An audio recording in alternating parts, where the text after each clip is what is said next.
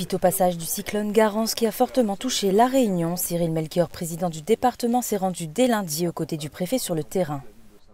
À El Bourri sont allés à la rencontre des habitants encore sous le choc afin d'apporter l'aide nécessaire pour se relever de cette catastrophe. Nous sommes prêts à aider ces familles, à accompagner ces familles tout simplement parce que nous avons un dispositif qui s'appelle le chèque d'accompagnement hygiène et alimentation.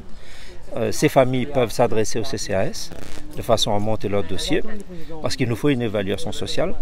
Le CCAS peut se rapprocher des services du département, par exemple de Saint-Benoît.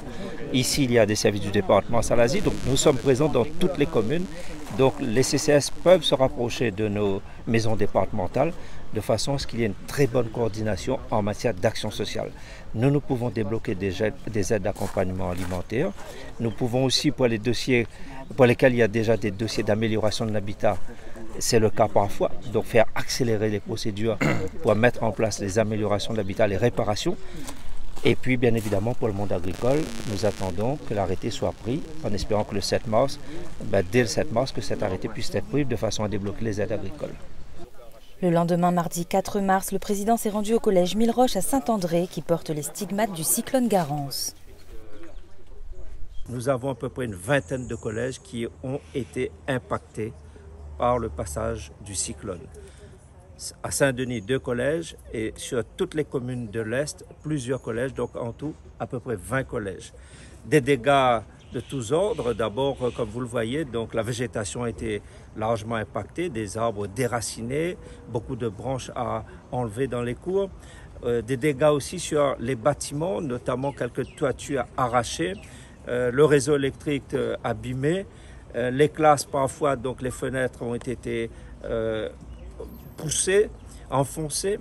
Donc nous allons réparer tout cela pour faire en sorte que la rentrée se passe dans les meilleures conditions. Globalement, sur les 20 collèges, nous envisageons une somme d'à peu près 4 à 5 millions d'euros.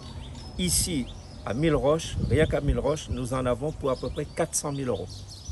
À Brapanon, un élan de solidarité inédit, le maire du Tampon, Patrice Tianakoun, a déployé ses équipes afin de venir en aide aux communes de Brapanon et de Saint-Benoît, très impactées par le cyclone. Nous avons sur la commune de Brapanon déployé un camion nacelle, une équipe d'élagueurs, il y a un camion poids lourd et ils sont déjà sur le terrain actuellement. Déjà, c'est un signe de solidarité qui touche parce qu'on est vraiment en difficulté. On a tellement de choses à faire, mais en plus d'avoir la solidarité, c'est une innovation, comme le disait le président du département. On ne s'attendait pas qu'un maire puisse appeler un autre collègue et dire « tu as besoin de quoi? Je veux venir t'aider ». Et il vient lui personnellement avec ses équipes, accompagner ses équipes pour faire le relais. Donc on est fiers de cette solidarité. Le président est ensuite allé à la rencontre du maire de Saint-Benoît, Patrice Célie. Ensemble, ils se sont rendus chez des sinistrés qui se retrouvent sans toit. Vous voyez, je suis triste de constater les dégâts qu'il y a eu ici, chez cette dame ici à Saint-Benoît, qui a tout perdu. Et donc, en lien avec le CCAS, le maire et nous-mêmes, on se coordonne pour lui apporter d'abord une aide d'urgence, c'est important, et puis voir comment, par la suite, pouvoir reconstruire ce qui a été perdu. Enfin, Cyril Melchior a rendu visite à des agriculteurs de l'Est, comme ici chez cet éleveur de cabris qui a vu le toit de sa structure totalement arraché.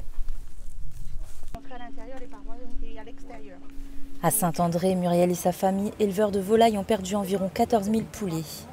Ici, l'enjeu sanitaire est une priorité. Je découvre une catastrophe économique, une catastrophe humaine, et un problème de santé publique. Voilà, donc au-delà de l'accompagnement financier, moral qu'on peut apporter aux éleveurs, le sujet, c'est de régler le plus rapidement possible le problème sanitaire. Et ça, on va s'en occuper dès ce soir, de façon à ce que les cadavres puissent être évacués dès demain et enfouis, ce qui n'est pas la norme. Mais ils sont dans un tel état que l'équarrissage n'est plus la réponse, n'est plus la solution.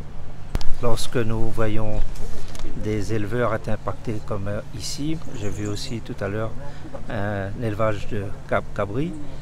Nous ne pouvons que déplorer ces dégâts et le département est pleinement mobilisé pour accompagner ces producteurs de façon à relancer la production. Nous avons dans un premier temps des solutions d'urgence à mettre en place, nettoyage, évacuation et tout de suite après reconstruire. Je salue le courage des agriculteurs de la Réunion qui font preuve de résilience, d'engagement. Je ne doute pas que l'agriculture réunionnaise va repartir parce que tous les ans, nous connaissons des situations de catastrophe comme aujourd'hui et à chaque fois, nous relève la tête. Et comme le préfet l'a dit, nous tient beau, nous largue pas. Manuel Valls, ministre des Outre-mer, sera en déplacement à La Réunion les jeudis 6 et vendredi 7 mars. À cette occasion, il devrait rencontrer le président du département qui a d'ores et déjà demandé la reconnaissance de catastrophes naturelles.